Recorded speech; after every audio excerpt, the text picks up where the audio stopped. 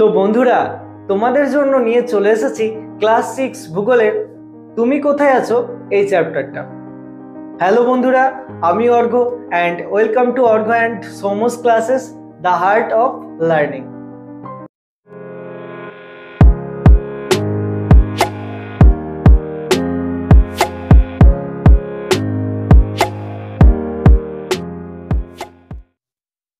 তো এই ভিডিওতে আমরা আলোচনা করব তুমি কোথায় আছো এই চ্যাপ্টারটা। তো চলো শুরু করা যাক। ধরো তোমাকে তোমার কোনো বন্ধু জন্মদিনে নিমন্ত্রণ করেছে। তো তুমি তার বাড়ি এর আগে কখনো যাওনি, তো তুমি জানো না। তো সে তোমাকে তার বাড়ি কোথায় এবং কিভাবে যেতে হবে সেটা বলে দিয়েছে। তার বাড়ি কোন পাড়ায় এবং সেই পাড়াতে কোনো একটা মন্দিরের কাছে তার বাড়ি, সেটা সে বলে দিয়েছে। তো তুমি তার নির্দেশ মতো প্রথমে সেই পাড়ায় গিয়ে তারপর সেই মন্দিরটা খুঁজে নিয়ে খুব সহজেই তার বাড়ি পৌঁছে গেলে।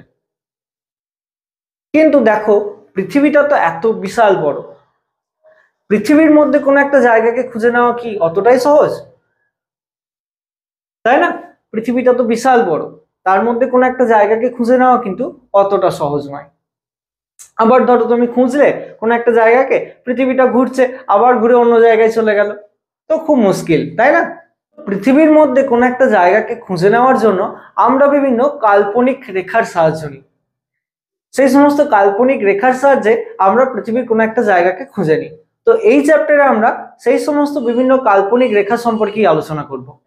তো দেখো, পৃথিবীর কোনো একটা জায়গাকে খুঁজে নেওয়ার জন্য আমরা প্রথম যে রেখাটার সাহায্য নিই সেটা হচ্ছে নিরক্ষরেখা, যেটা পৃথিবীর একেবারে মাঝখানে আছে, এই যে রেখাটা।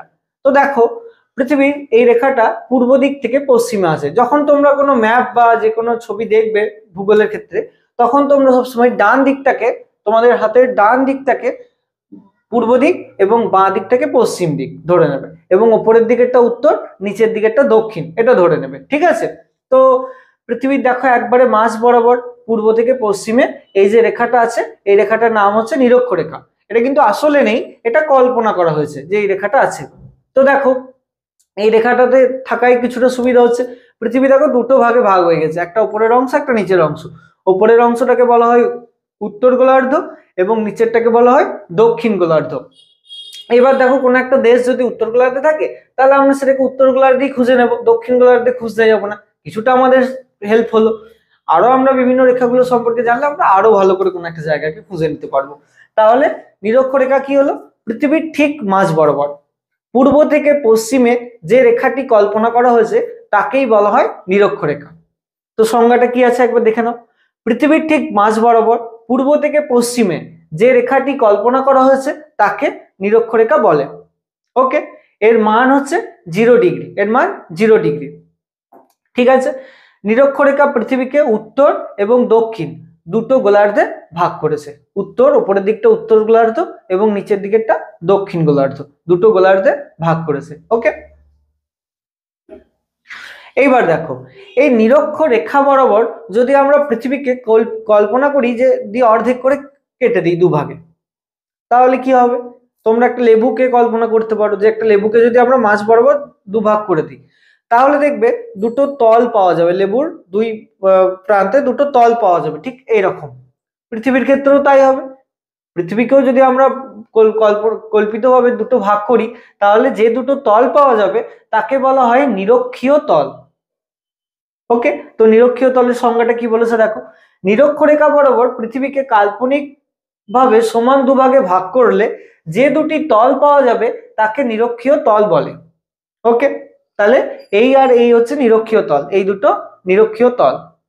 ওকে, আচ্ছা, এই ছবিতে দেখো নিরক্ষরেখার উভয় দিকে অর্থাৎ উত্তরে এবং দক্ষিণে অনেক রেখা আছে, পূর্ব থেকে পশ্চিমে অনেক রেখা আছে।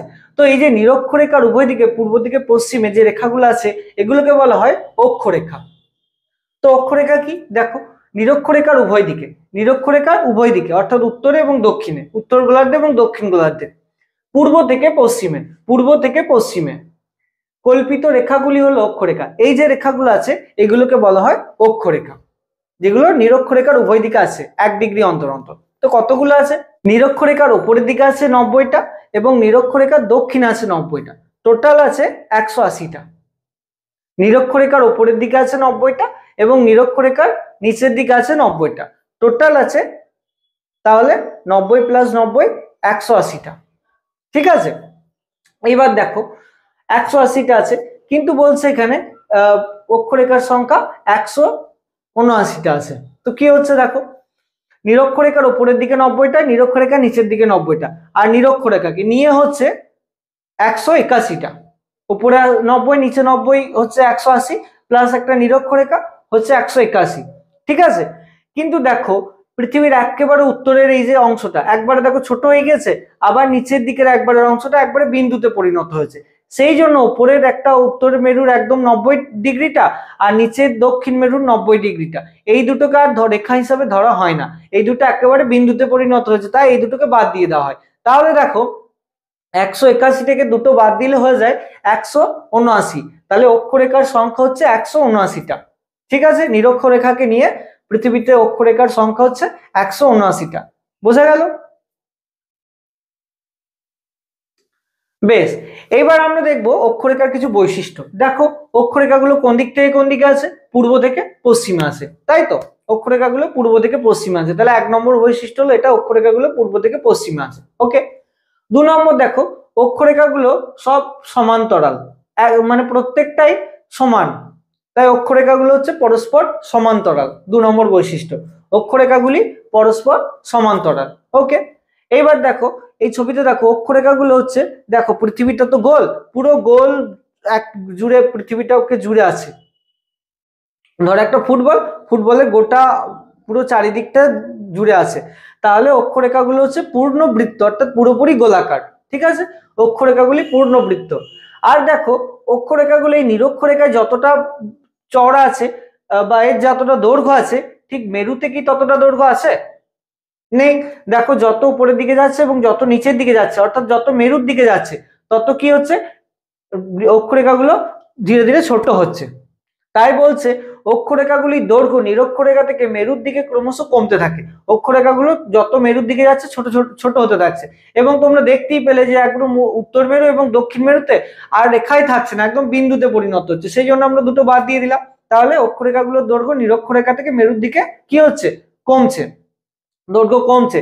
তাহলে এই চারটে হচ্ছে অক্ষরেখার বৈশিষ্ট্য।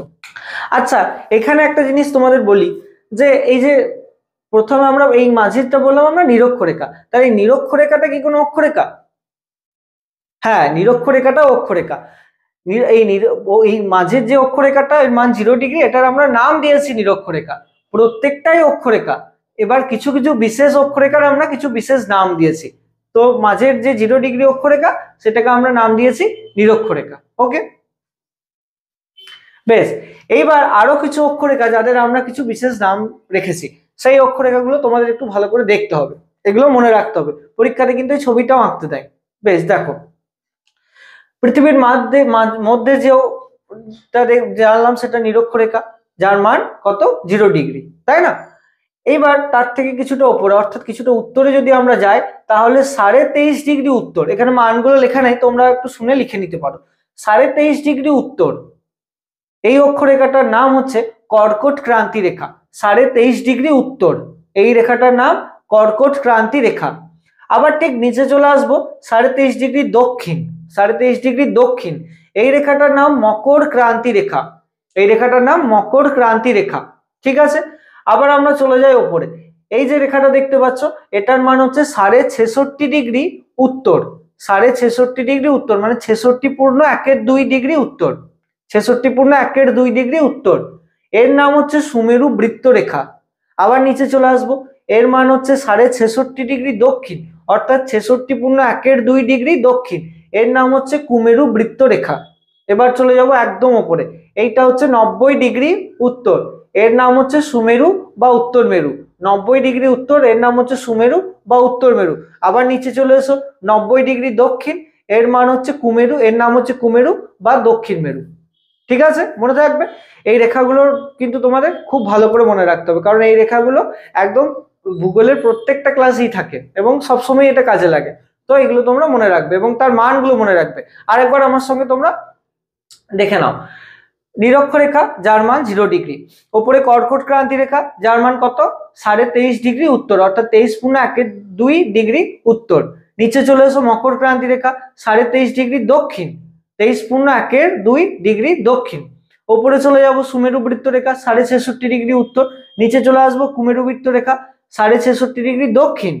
ওপরে চলে যাব 90 ডিগ্রি উত্তর সুমেরু বা উত্তর মেরু, নিচে চলে যাব 90 ডিগ্রি দক্ষিণ কুমেরু বা দক্ষিণ মেরু। ওকে, তো এই রেখাগুলো ভালো করে মনে রাখবে, ছবিটাও একটু প্র্যাকটিস করে নিও, পরীক্ষায় আসতে পারে। বেশ, এইবার এসো পৃথিবীর আরেকটা রেখাতে, যেটা পৃথিবীর মাঝ বরাবরই আছে কিন্তু উত্তর থেকে দক্ষিণে আছে। দেখো উত্তর থেকে দক্ষিণে ঠিক মাঝ বরাবর আছে।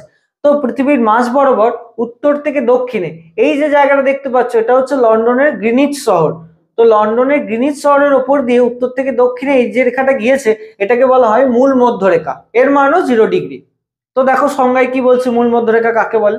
লন্ডনের গ্রিনিচ শহরের যে জায়গাটা হচ্ছে রয়্যাল অবজারভেটরি, উপর দিয়ে উত্তর মেরু থেকে দক্ষিণ মেরু, উত্তর মেরু থেকে দক্ষিণ মেরু পর্যন্ত যে রেখাটি কল্পনা করা হয়েছে, তাকে মূল মধ্যরেখা বলে। ওকে, এর মান 0 ডিগ্রি, এর মান হচ্ছে 0 ডিগ্রি। মূল মধ্যরেখা পৃথিবীকে পূর্ব ও পশ্চিম গোলার্ধে ভাগ করেছে। মূল মধ্যরেখাও দেখো পৃথিবীকে দুটো ভাগে ভাগ করেছে, এই দিকটা পূর্ব দিক, এই দিকটা পশ্চিম দিক। পূর্ব দিকটা পূর্ব গোলার্ধ, পশ্চিম দিকটা পশ্চিম গোলার্ধ। তো দেখো আমাদের ধীরে ধীরে যত আমরা রেখা জানছি, তত আমাদের কোনো একটা জায়গাকে খুঁজে পেতে সুবিধা হচ্ছে। ধরো কোনো একটা জায়গা কোনো পার্টিকুলার নির্দিষ্ট একটা অক্ষরেখায়, তাহলে আমরা সেই অক্ষরেখায় তাকে খুঁজবো, তাই না? এইভাবে আমরা সুবিধা হচ্ছে দেখো। বেশ, তো মূল মধ্যরেখা হলো।